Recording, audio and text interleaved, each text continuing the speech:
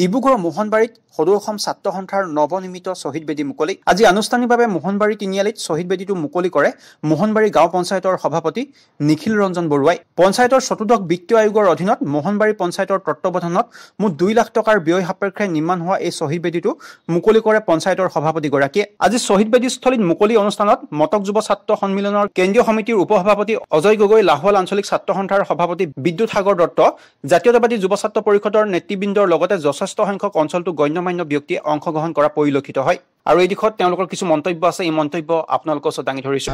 আজি যিহেতু শ্বহীদ দিৱস, এই শ্বহীদ দিৱসৰ দিনাখনেই যি মোহনবাৰী অঞ্চলৰ যি আজি শ্বহীদ বেদী এটা নিৰ্মাণৰ কাৰণে বহু আশা আছিলে, বহু আকাংক্ষা আছিলে, কিন্তু আজি সেই আকাংক্ষা পূৰণ হ'ল বুলি মই মানে ভাল পাইছোঁ।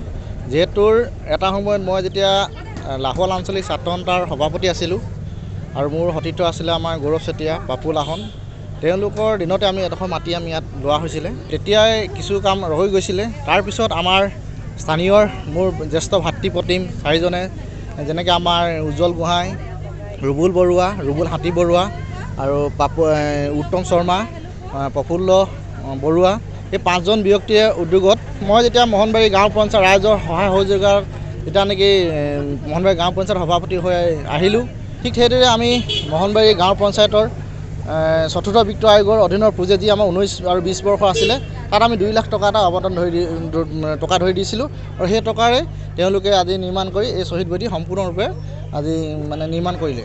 News x report, RVTV।